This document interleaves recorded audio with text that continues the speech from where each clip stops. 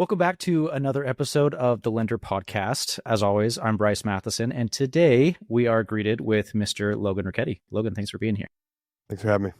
Okay, so I typically let the guest introduce themselves, but this time I'm going to do it for you because Logan's a good buddy of mine. I know Logan pretty well, and I don't know if he'll do as good of a job introducing himself as I can. So Logan is a mastermind genius. He has about 26 irons in the fire. And frankly, I don't know how he does it all because he's a husband. He's a father to 4 kids. Is that right? 4 now? Yeah, 4 kids. You've got a real estate brokerage. You've got a private lending company. You've got LendFam, LendSafe, LendDocs, LendElite. I'm probably LendFam Elite. I'm probably missing all of them, but frankly, dude, I don't know how. I don't know how you do everything you do. And on top of that, I see you every day. You're in the gym, you're lifting weights, you're getting swole, and Logan's just an all-around great dude. So I'm very excited for this episode. Well, I appreciate that. My main claim to fame is I have a real estate brokerage. That's the baseline, the foundation of my real estate career. I've been doing investments for 15 years, and about 10 years ago this July, we opened a real estate brokerage and put a title company with that. And I have 9 or 10 LLC partnerships with other investors that we buy and hold or buy and flip houses. The lending company, Finley Capital, originated about early 2021. Just by chance, I had an opportunity to do a private money loan as the lender.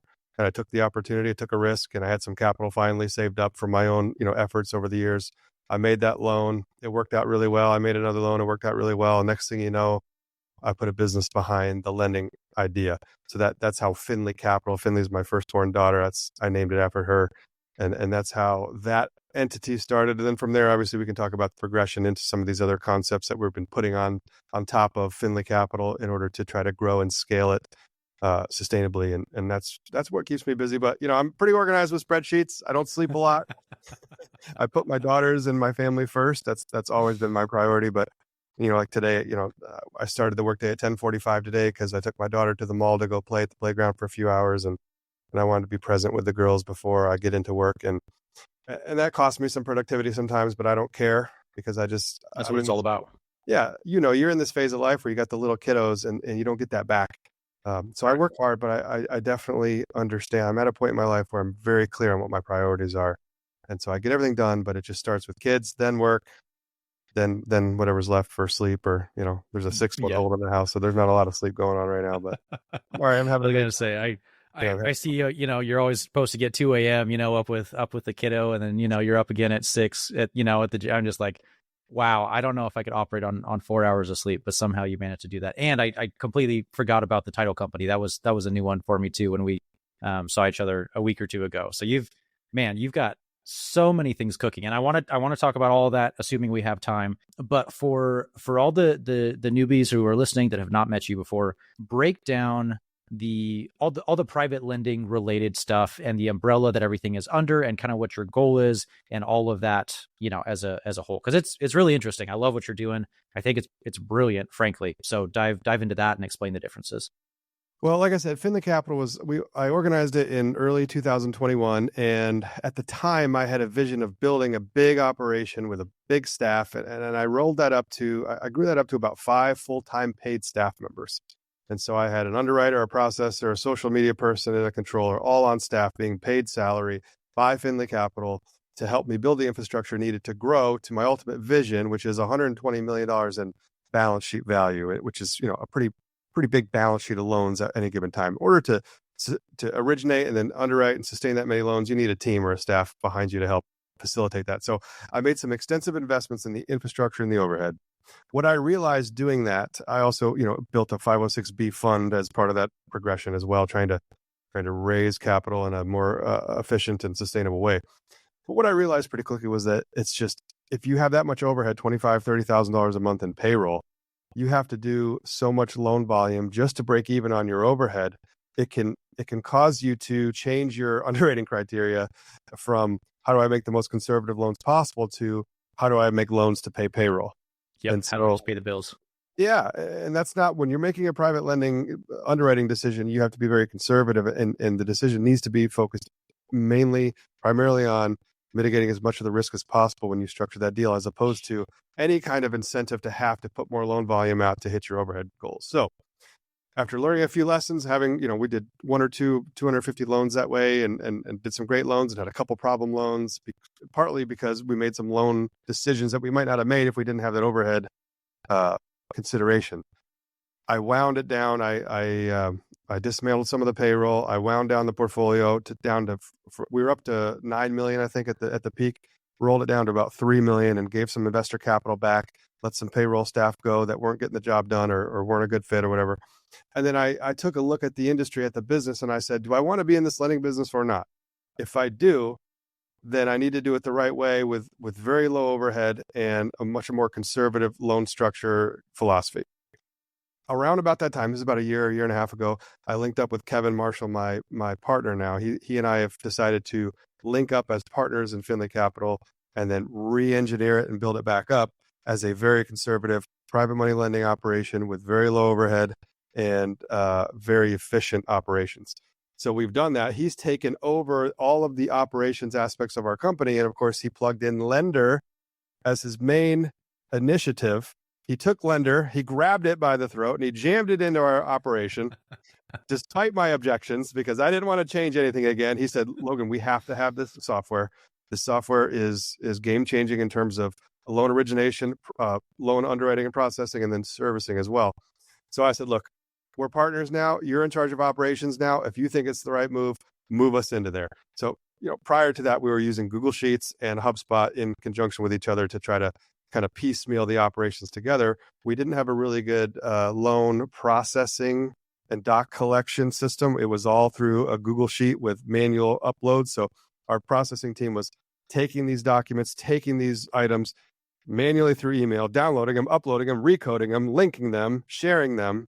It was just a pain in the neck. So when we implemented Lender, what we did instead was we created this system called LendSafe, which is effectively loan underwriting for private money lenders. And we charge a processing fee to the borrowers at closing. That processing fee goes to pay the lender team or the LendSafe team. And that's what allowed us to eliminate some of that overhead with the payroll infrastructure. In other words, we basically created a third-party service provider, and then we used it for ourselves. And now that third-party service provider, LendSafe, that concept, if you will, is being partnered with other private money lenders who don't want to do their own underwriting and they don't want to do their own processing. And we're implementing Lender in that process, which is cool. But anyway, so Kevin brought in Lender, and now all of our borrowers, once they sign their term sheet and they start the processing and the underwriting of the file, LendSafe reaches out with an introduction, says, here's your portal to Lender. Please upload the following 8 documents, whatever it is. And they do that now. And every time they do that, we get an email notification of what's going on. And then the LendSafe team for Finley Capital is able to underwrite and process that deal all through Lender, which is cool. What's also cool, as you know, because you wrote the thing, is the capital partners that we have can log into Lender and they can see the deals. They could see the details of the file if they want, underwrite the file that way. And then, of course, once we get that loan through the underwriting process to funding and servicing, it has a servicing component now that we can see all of the investor loans, the investor interest rates, the loan volume, the maturity dates. We get beautiful notifications about things like expiring insurance or, there hasn't been a draw request in 30 days and all these different automations. It's made us a lot more efficient in our portfolio management, which has allowed us to scale back up to $10 million with no paid staff except for one part-time controller, which is great. And then, of course, we have the LendSafe third party that we provide those services to ourselves as needed on an a la carte basis. So basically, the long story short, by partnering up with a lender and rebuilding our model, we've been able to become very efficient and effective as a lending company and very profitable from a top line of revenue standpoint to a bottom line net income. And that has us in a position where now we can go out and raise more capital and be more aggressive on the origination side as a result of putting this infrastructure together. So thanks, Bryce, and thanks, Kevin, for making that happen. No, I appreciate the kind words. The goal is of the episode is not to not to fish for compliments. I'm supposed to be talking you up, but we'll take it. That's very kind of you. But I want to talk more deeply about, because I think the offer is incredible. In fact, this is something that you do very, very well that I have always struggled with, and I actually want to dive into that. Is you have, in my opinion, you have an incredible offer. And I assume this comes from the Hormozi $100 million offers book, just creating an offer that is so impeccably good is just stupid to say no to. And one thing that you mentioned to me once was you said a new private lender comes on, they start to work with us. They don't really know what they're doing. They don't have a lot of capital. We're going to give them $1 million to start, which in my mind is just like, it blew my mind when you said that, because no shit, of course that's an incredible offer. Who would ever say no to that? So first off, I want to know how you came up with crafting that offer, because I have read that book 7 times. I have tried to craft an offer so good that you can't say no to it. And B, I'm curious what other things beneath that people gain access to, because I know it's not just here's $1 million that you can lend on. There's a lot of other services that you guys provide. Well, as you know, I live in Midland, Michigan. We have 50,000 people in our market. So we don't have a lot of deal flow locally. And to grow from, $1 or $2 million portfolio to a 10, 20, 30, 40, 50, $100 million portfolio, there was no other way to do that other than to figure out a partnership concept with other private money lenders. It's just like the real estate brokerage. We have 50 agents, and all 50 of those agents, they go out, they make sales, they generate buyer and seller sales, and then our infrastructure, our team supports that growth and development through a brokerage style. So I wanted to duplicate that model in private money lending. So I had to figure out a way to entice other private money lenders, either new or existing, to want to work with Finley Capital. So I needed to figure out a way to incentivize them. The first iteration of that, and if you listen closely to Alex Hormozy, you'll know that he'll tell you you have to try a bunch of different offers till you find the right one. So we did that, and we tried several different ways. The first concept that we came up with was what we called regional associate partnerships. And the idea was effectively loan originator partners, where we paid them a commission if they brought us a deal. So we went out and we made a list of 15 or 20 names that we thought would be good fits, mostly, people who led their local real estate investor association groups, or talented operators that we know, mortgage brokers, real estate agents, anybody in the business that I thought could generate deal flow for us. And we outbound to them. We said, hey, how would you like to be an affiliate with Finley Capital, originate deals for us? We'll pay you commissions if they close. Some of them were interested, but what we found quite, predictably, was they didn't have a lot of skin in the game. And we started getting stuff where they're throwing stuff at the wall to see what sticks, as opposed to trying to create loan opportunities that were conservative and safe for us. Right. And so incentives are everything. And so after doing that for a couple of months, we realized, hey, we might get a couple deals here and there, but this isn't going to grow and scale the way we want it to, because we're just getting basically broker origination loans that nobody else wants to do anything with, and they're throwing the junk at us. So I started thinking, how do I find, or at least attract, new and aspiring private money lenders towards us to get some help in a way that we could both benefit? And that's how the Lend Fam concept was created. So we created this website called lendprivate.us, and we created an offer. And to answer your question, the way that we created this offer was, I have a little Facebook group called Powered by Private on Facebook. And one day I made a post, and I was looking at my available capital. And this happens all the time. You're a lender. Yep. I have $1 million sitting in cash, and I got, $200,000 in pending loans. And I'm just looking at myself thinking, there's nothing that I can do to generate $800,000 in loan volume overnight. So I'm going to have to sit on this capital, pay interest on it, and wait for new loans to come in. So I went on the group and I made a post, and I said, I have $1 million available. If you would like to learn how to lend private capital, let me know, and I will give you $1 million to lend. And I just posted it and forgot about it, went out back to the carpet, played with the kids. Next thing you know, I look at my phone and I'm getting hit up left and right. Ding, ding, ding, ding, ding. Interested. Tell me more. So I said, wow, okay, there's something here. And the truth of the matter is, if you're a new or aspiring private money lender, most of the time, not always, your constraint is raising capital. It's just difficult to raise capital, generally speaking, asking friends and family to invest in money in your business. But also, if you don't have a lot of track record yet, it's almost impossible to go to your dentist and say, hey, how'd you like to invest $250,000 with my lending company? I've done 0 loans, right? So it's hard to get started. And so the concept was, hey, how about we attract, train, equip, and then mentor new private money lenders to get into the business, and then provide them with some capital to start, so that they can get a track record with their friends and their family to hopefully grow their own brand. And then as a result of that relationship, we, as the Finley Capital leads capital source, can get some of our capital out. In other words, we're getting deal flow from the partnership, because the originators, the team members out there, are building their own brands, originating deals. We're underwriting them together. We're lending on them together, so that he or she has a good, vested interest in that loan being solid. And then we get some capital out. in addition to that, we have some third-party services that we can install into these lending companies like LendSafe, LendDocs, and LendBooks, which are effectively third-party underwriting, third-party loan document preparation and title review, and then servicing. In other words, those services can be plugged into these private money lender partners' operations so that they don't have to invest in the overhead required to build them on their own, like I did with $25,000, $30,000 a month between a processor, an underwriter, a controller, a loan servicing software, which can be expensive, all those different things, loan docs, all that stuff. So the idea became, hey, how do we give out some tools and some support and some training to new and aspiring lenders that want to build lending companies? They just don't have a lot of capital or experience yet, which is another thing you need when you start, because I've done 200, 300, 350 loans now. I learned a lot along the way. And when you're starting out, there's so many things that you don't know, like how to properly code your insurance assignments and all this different stuff. So we put together a full turnkey system where the new and the inspiring lenders can plug it in. We will mentor and support them, and then we will provide these services for them. But the Grand Slam offer component is that we would fund your first deal to get you off the ground, and then we have a program that if it's a good fit and everything, we could fund more of your deals over time. And so that's where we are today is we're building this Lend Fam, as we call it. And we put this, like I said, we put this website together called lendprivate.us. There's a big sales letter at the top. There's a list of all the services, the benefits you get. It's a membership style. I don't want to say call it a coaching program, but it's more of a community with a couple of Lend coaches, as we call it, that really mentor and help. So what happens is we have this grouply, we have right after this, we're going to do a Zoom call every Wednesday. We have a WhatsApp group chat. All the members of the group go into that group chat. If they have a loan question, or if they're working a lead, or if they're working a capital investor lead, myself or Kevin or somebody on the team hops on Zoom, goes over the deal, helps them structure the deal, hops on with borrowers or capital partners if necessary, and helps present and negotiate the deals, structure the deals.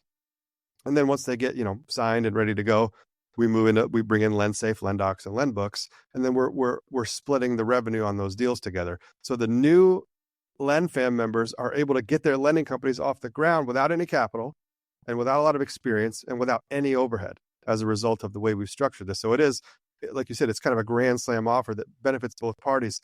These people, these guys and gals, are learning how to build their lending company, building their brand. They know they have a little bit of capital behind their brand, so they can actually go out and be aggressive, looking for borrowers and quoting deals.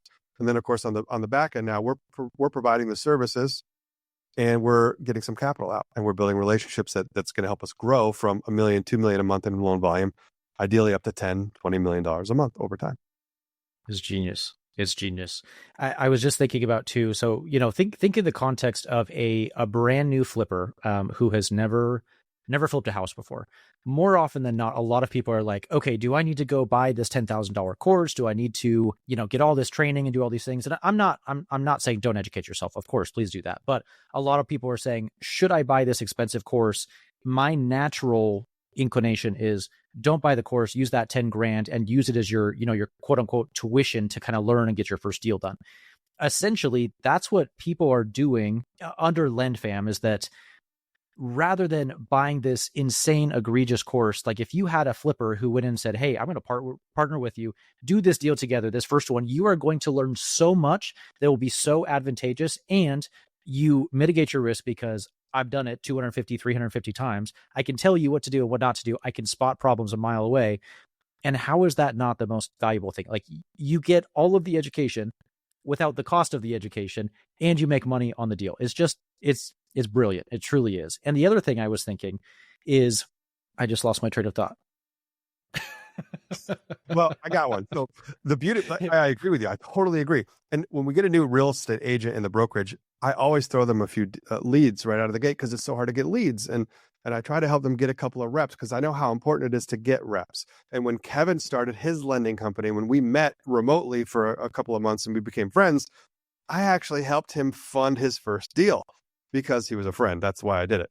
But at the time, I didn't realize how beneficial that would be for Kevin, just to get his first rep and see what it looks like to get a signed term sheet, to underwrite a file, to coordinate with an attorney, to coordinate with the title company, to collect property insurance, to schedule the closing date, to review the closing statement, to set up a loan in a lending software, to managing draws, to collecting payments, to delivering capital investor distributions, to doing a loan repayment, a loan extension, whatever, releasing a lien after it repays. So Kevin was able to go through the entire loan life cycle, and he earned revenue along the way, which is, like you said, doing this for free would be a massive win for a borrower, but Sure. for a lender, but they're actually getting paid. So for example, on a $100,000 loan with a 3% origination, and let's just say a 12% note rate and a 10% assignment rate, okay, over the course of 12 months, that's $3,000 in origination and $2,000 in servicing spread, okay, plus say 5 draws at $200 a draw, it's another $1,000. So there's $6,000 in revenue coming in on that loan over the course of 12 months that we're splitting 50-50 in that scenario. So the borrower or the lender who finds the deal is going to make $3,000 on that opportunity just to learn how to do it, which is going to cover all their overhead for the year. Right. And we get an extra, a couple thousand for putting the deal together and providing the capital and doing the mentorship at scale. That's a win-win for everybody. And so I love the idea of helping to mentor and train and hold the hand of and have aligning interests with these new and aspiring lenders in the Lend Fam. So it's been fun so far, and we're just getting started. I remember what I was going to say too. So I have a personal belief that 90% of the people out there are probably not cut out for entrepreneurship. Really, truly. Like, I think a lot of people, honestly, you might be better off going and working a W-2 job, raising your income. I think for most people, entrepreneurship is not the way, simply because it is so difficult. But one thing that you say and you talk about on your podcast frequently, and by the way, if you have not checked out the Finley Capital podcast, please do so. It's excellent. You talk a lot about how you can do 1 or 2 deals a month and you generate 50 grand a year in extra additional income.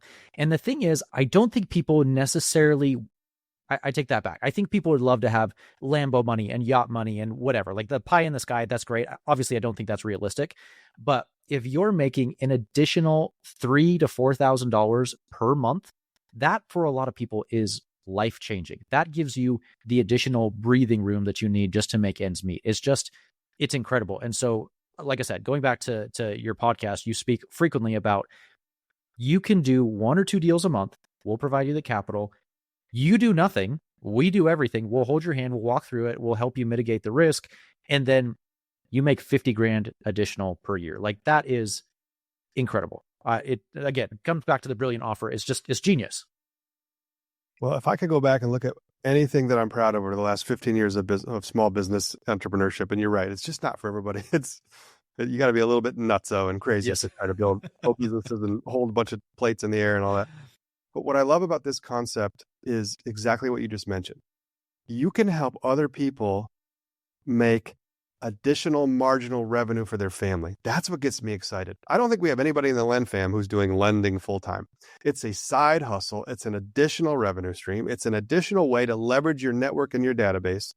It certainly can be a full-time gig. And as you look at the pro forma numbers, they go off the charts quickly. You can make more money than a doctor within a couple of years of focus, but you don't have to for it to be successful. You could do it, like you said, a couple loans a month and bring in an extra $50,000 or $100,000 for your family. Now, depending on how that strikes you, $50,000 or $1,000 could be not a lot of money to you, or it could be life-changing money. And for most people, that's significant marginal revenue. Just think about if you picked up an extra $50,000 or $60,000 a year, and you kept your stable, predictable W-2 or whatever other small business you have, whatever else you're doing that pays your bills and keeps you safe. This additional revenue stream can pay off your student loan, can pay off your car, can pay off your house, can pay off all these credit cards or medical bills, all the other things that you have. And then after a while, like it happened to me, I was able to start getting ahead financially and saving some liquidity. And after putting in the retirement money away and this stuff for the kids and all that, there's some money left. And guess what? Now you become a capital investor. Yep. Now you get to invest your own capital into your deals. And as you know, that compounds your returns exponentially, because now you're getting that return as the capital partner, in addition to the lending revenue sources like the origination, the servicing, and the draws and all that other stuff. So anybody listening who's interested in becoming a lender or wants to lend some private capital to grow additional revenue streams inside of your real estate portfolio, or just even if you're not even in the business, this is a great way to get started. And there are some good training programs out there, not a lot. You and I are in the best one. But the truth of the matter is there's not a lot of training and mentorship for this particular niche, lending private money. There's just not a lot out there. So I get that. And I want to be somebody who can help you to just learn the business. That's why we put there's 6 video modules about how to lend private capital on the lendprivate.us website. There's a private money handbook, lender edition, which is a comprehensive 30-page PDF guide that teaches you the basics of how to do this. And so we want to give that away. And like you said, the Hormozy style, just give it away, help them learn. And then hopefully people who watch and listen to that content say, yeah, this makes sense. I want to do this more. Let me reach out to Logan and the team and see if we can get involved together as a partnership and take this thing to the moon and go get them. Well, the other thing that I was thinking with that is, if anybody who's listening, if you're like, I'm just looking for, like Logan said, a side hustle, think about all the other side hustles that are out there. There's people talking about, drop shipping or Amazon FBA or whatever. And like, if you talk to someone who's not a guru, who's not trying to sell you a course, if you're really just like, okay, I'm going to go to Alibaba and I'm going to find a cheap, shitty thing, and then I'm going to import it, and then I'm going to sell it on Amazon. You don't realize the amount of effort that takes. A, there's a ton of risk because you have to front the inventory. B, you have to import this. C, you have to learn marketing and sales and do all these things. And then you have to house all this crap. Then you have to sell it. It's just like, and it's all low margin anyway. Whereas you're talking about this model with Logan, I can tell you right now how to make an additional $50,000 a year. What you're going to do is you're going to go to Facebook or wherever people are at, and you said, hey, I am a private lender. We fund private real estate deals. And then people come to you and say, hey, I have a deal that has, a lot of potential upside. And you say, okay, what are the numbers? Let's say it's $100,000 loan on a $150,000 property. Then you bring that to Logan and he does all the work for you. He will walk you through step by step by step by step. And then, like he said, you don't have to have all the infrastructure. You don't have to have the CPA. You don't have to have the underwriting team. You don't have to have the software, because like you said, you don't have to have $30,000 a month in overhead because he does it for you. It's just brilliant. So as far as a side hustle goes, as opposed to all these other things you could do, and we're just going in circles now, but 1 to 2 deals a month and it could be life-changing for your family. I think it's brilliant. Yeah, I agree. And one of the other things that we do is everybody who's in the group, we give them a custom loan application form. So they can embed that into a website, or they can just make it into a Bitly link. They can send it to the borrower. The borrower fills it out. They get an email notification, and then I get copied on it. So the team member and I hop on a Zoom or a call right away. We go over it and we quote it out right away. We send it out. Usually I make it or they make it, depending on the strategy. And then we send it out and negotiate it, which is cool. But the other avenue that this is interesting for is also people with their own liquidity, their own capital available to lend, but they don't know how to do it. And I'll give you an example. Let's just say you're a doctor, a dentist, or whatever, an accountant, attorney, whatever, or you're just retired and whatever, and you have a couple $100,000 available to lend, or just available to invest in general. You're already in stocks, you're already in bonds, you're already in mutual funds, you bought your Bitcoin, you bought your other stuff, but you're interested in this concept of alternative investments, private lending.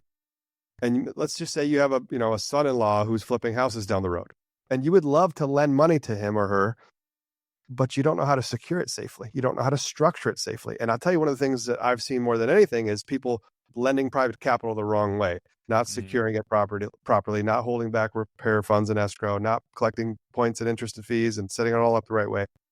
But I know a lot of people who would lend their own private capital to their own friends and their family if they knew how to do it safely. And we help people like that as well, because we can just come in and help them structure the deals. They keep the points, they keep the interest, they keep that all the other stuff.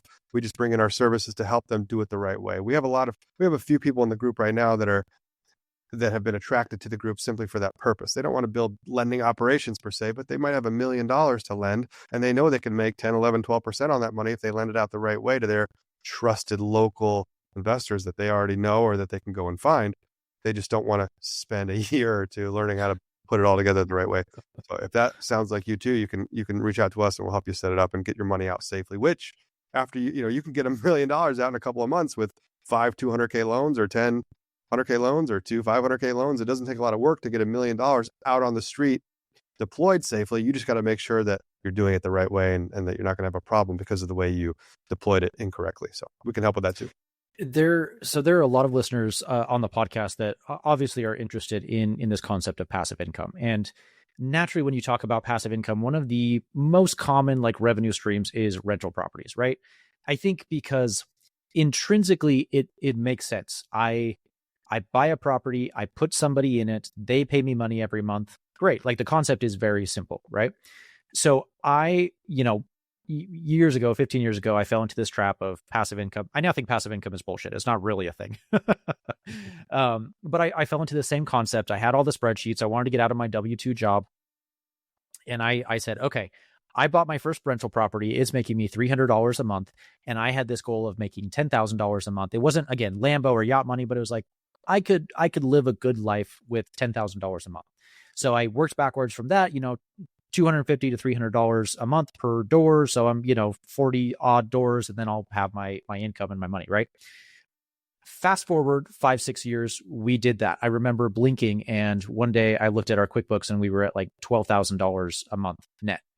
And instead of this like feeling of euphoria, or like, we climbed Everest and we did it, it kind of made me sick to my stomach. Not the money. The money was great, but just what it represented. It now represented that I have 40 doors and all these properties and all these tenants and all these toilets and all these calls and these roofs that I am now responsible for, and the water heaters and the furnaces. And, people say get a property manager, but regardless, it still weighed on me. Every 6 months, I would get a stack of checks in the mail from the county assessor saying, hey, your property taxes are due.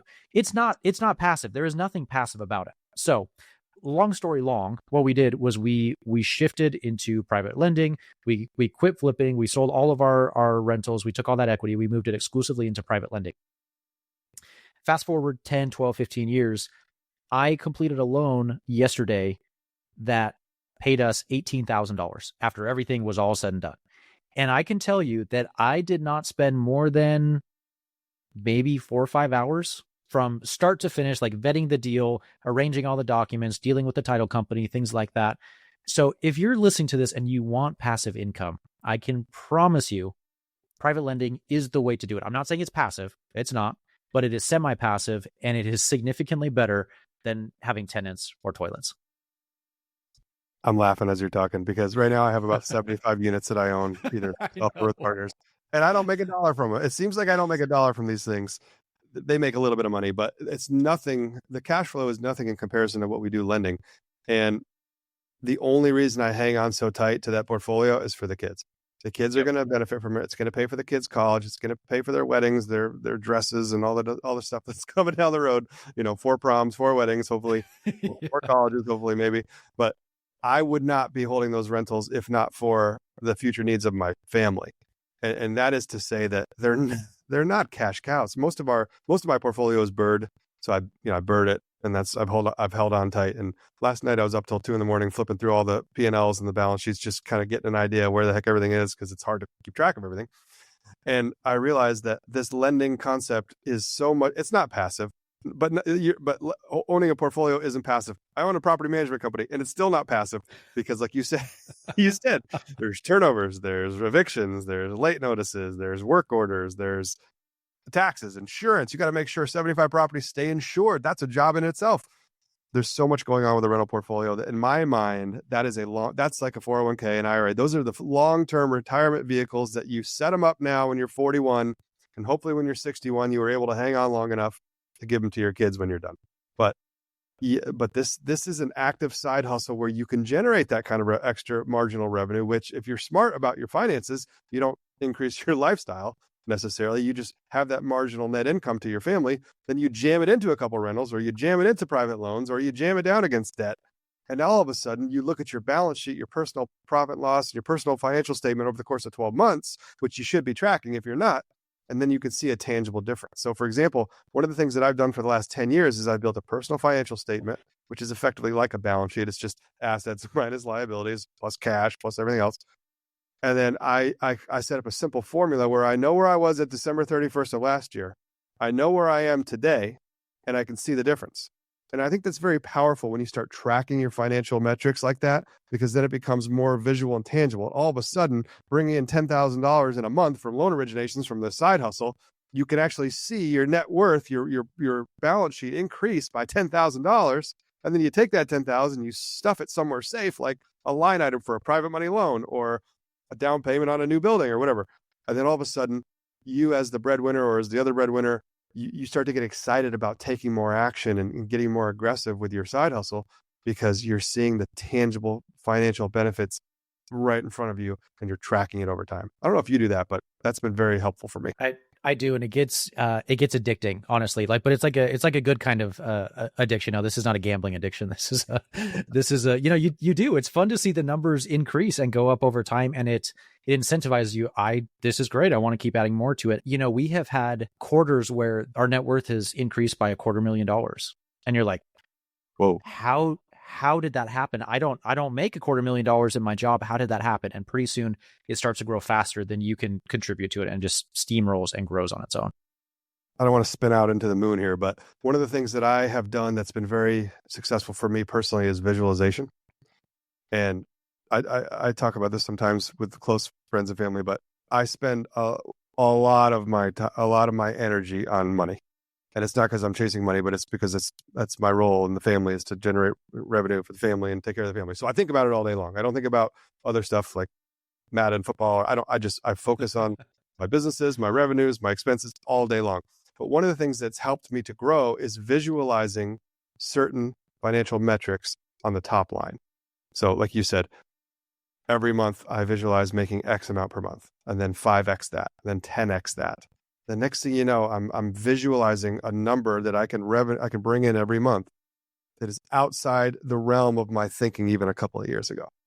Every time I do that, it works. Now, there's a limit to that. Obviously, you can't just be a slave to earnings and money. You got to find balance. But when you're working, when it's your work time and you're trying to build revenue for your family, I focus very heavily on, first of all, 95% of my focus is on top line revenue. I don't think about expenses very much. I do, but not to the point where I look at expenses to try to cut things. I look at revenue to try to double it, because doubling revenue fixes everything.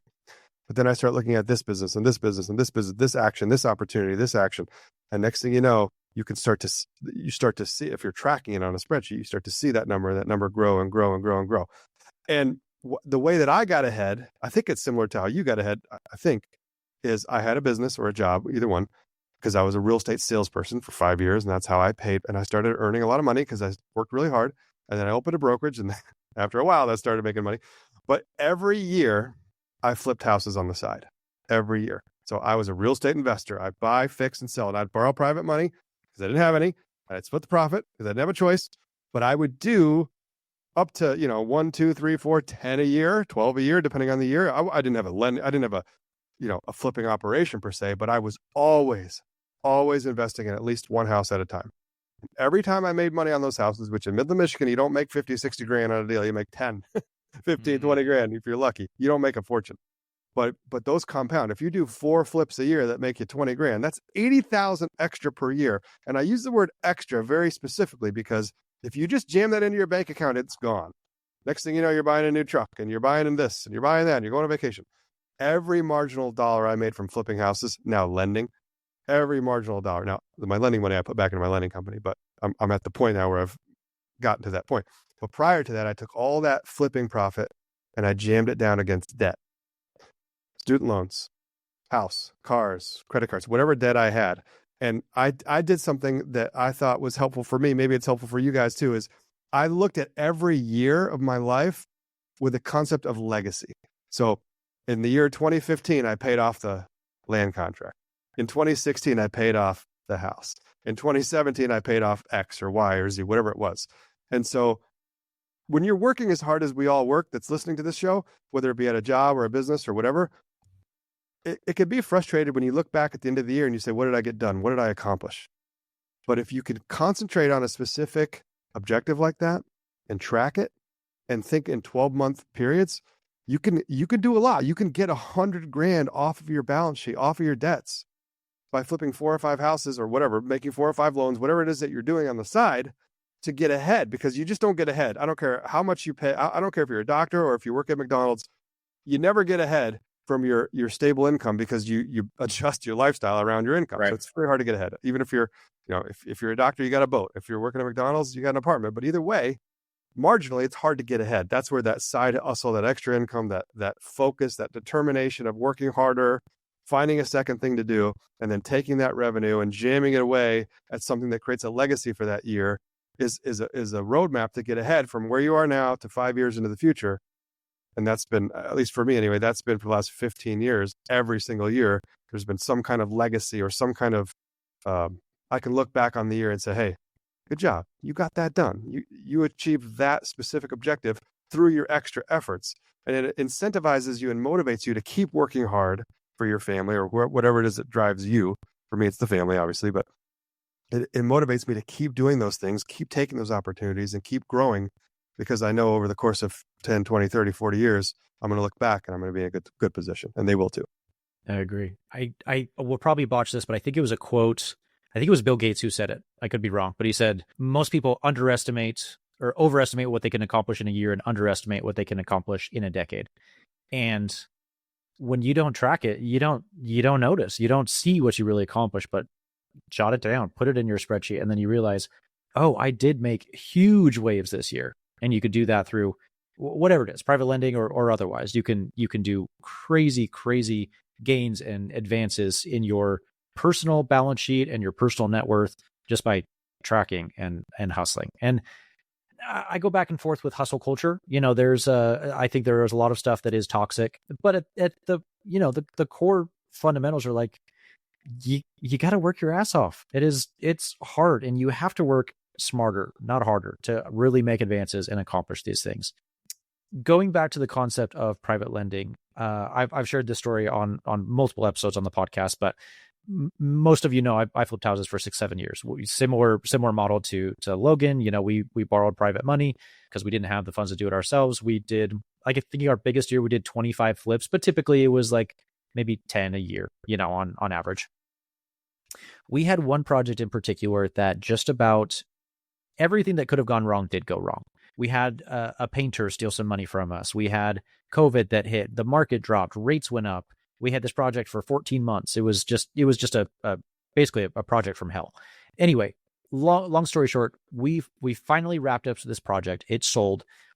We basically broke even. We made about $1,200 after everything and the sleepless nights and the hours and hours and hours of anguish over this property. I remember looking at the settlement statement when it was all said and done, and our private lender made $25,000.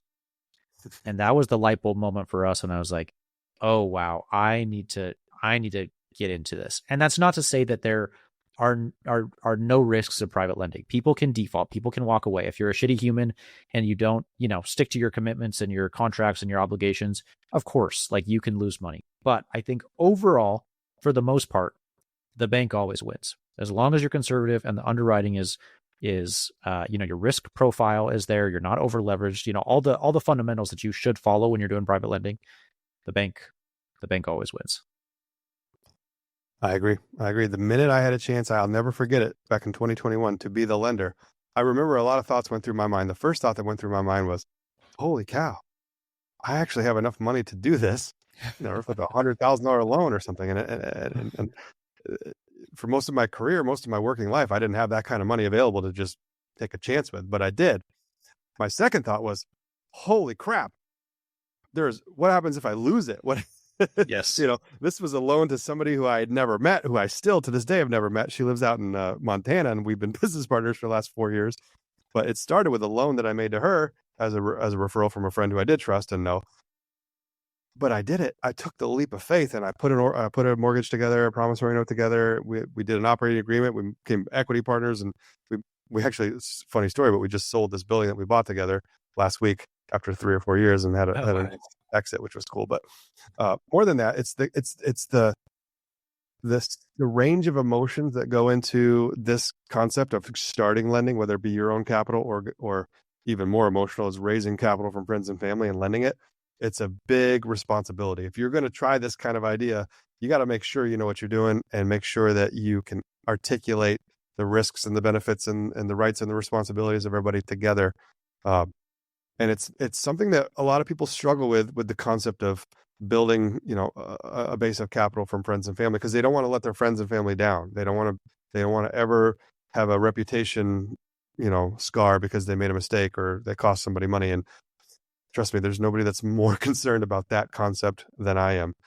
But the other side of that coin that I tell my team all the time, the LendFam guys and gals, I say, look, either you believe in what you're doing or you don't. If you don't do it. But if you do, then bring your family and your friends in, because they want to be in places where they can put their capital where they trust where it is.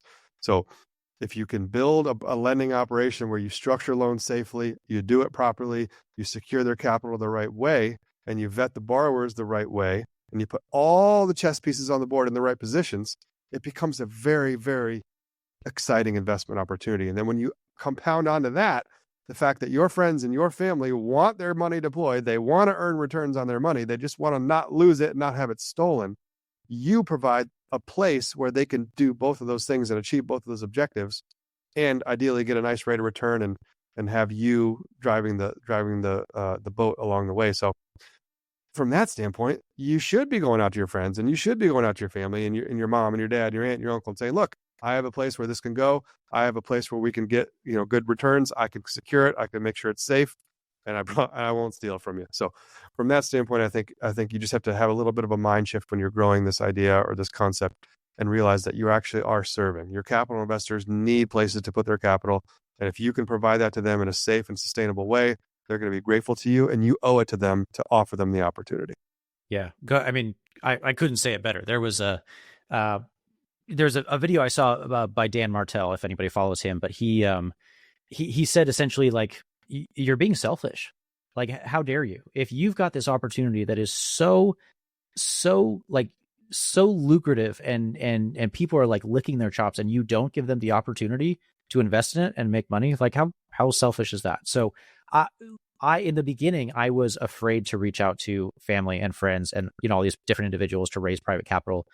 Now, like, they're a large portion of our overall capital base, because I've changed my mindset around that. Is like, how dare you not offer these opportunities to people, because they're, like you said, they're looking for places to stick their capital, get a safe return, especially when the market is volatile and people are just looking for something that's a little more conservative, little more risk conscious, all the above. Couldn't have said it better myself.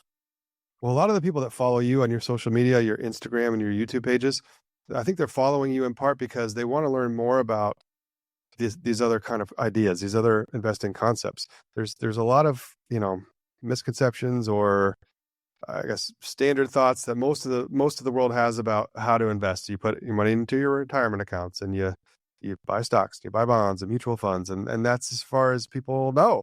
A lot of people buy their house, and that becomes a major investment vehicle over time because they're building equity and appreciation.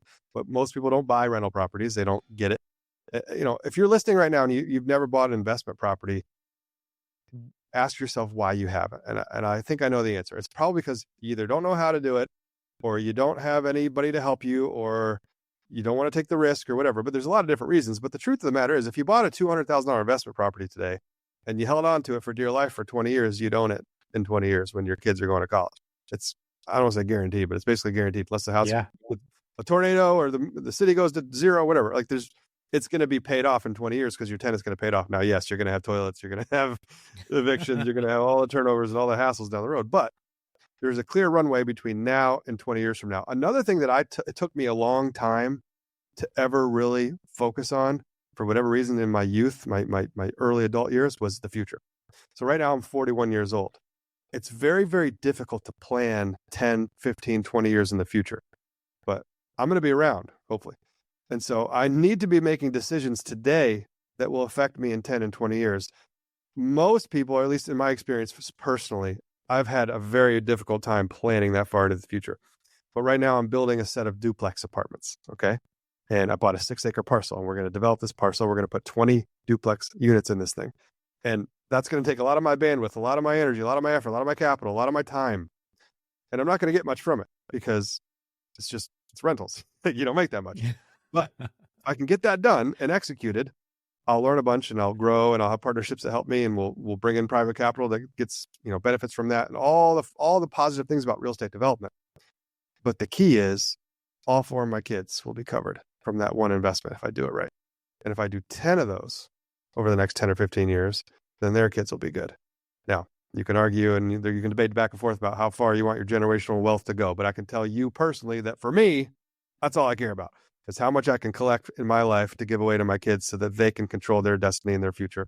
And then hopefully, obviously, I'll raise them in such a way where they're not, they're not squandering it or naughty brats. Yeah.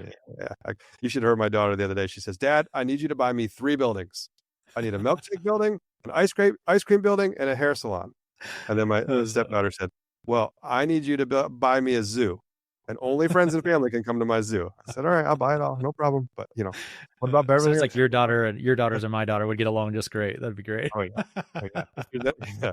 My definition of success in 10, 15 years will be whether or not I'm in business with my kids, because that's or whether or not you own a zoo. yeah. So I got to get some capital together. I got to get some assets together so I can actually do it.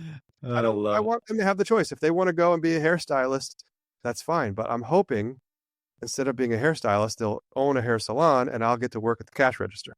There you go. Okay. Now I get to see them every day.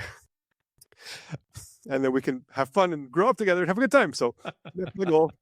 And we'll see how that goes. But in the meantime, I love it. While they're little babies, we got to enjoy them, but we got to work hard for our families so that our futures are in our control. And if you're listening to this today, if you have kids or you hope to have kids, or even if your kids are older, 14, 15, 16 years old, it's not too late, because your 15-year-old kid will be 30 in 15 years. And there's still a lot you can do together or provide for them or help them with. And even if you don't have kids, or kids aren't your thing, or you don't care about any of this, you still have a lot of runway left in your future. So make this episode the day that you made a decision to make a little change in your supplemental, income streams, whether it be lending or investing or some other business side hustle. Take some action today to help yourself in the next 10 or 15 years. I couldn't have said it better myself. Logan, you were the man. I want to be conscious of your time because we're coming up on an hour here, but parting words of wisdom, or where can people find you? What, like we've already mentioned the podcast, but plug your stuff. If people want to learn more about you, where can they reach out to you?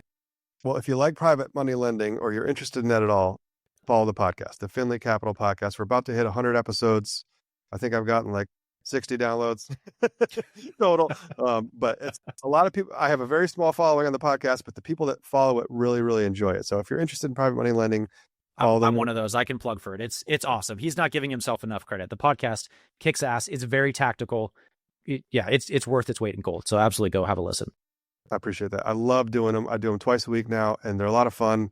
I love sharing and having conversations like this, getting to know friends and family like this. But Finley Capital Podcast, finleycapital.us, lendprivate.us, and then the Powered by Private group on Facebook is a great way to network. Nothing's for sale in any of that stuff. We just want to grow our network of private money lenders, capital partners, borrowers, everybody in between, build a community so we can all get out there together and go get them.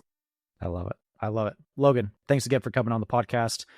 For everybody else that's listening, like I said, please go check out Logan's stuff. He is a treasure trove of knowledge and information, and you will not be disappointed. And until next week, thanks so much for listening.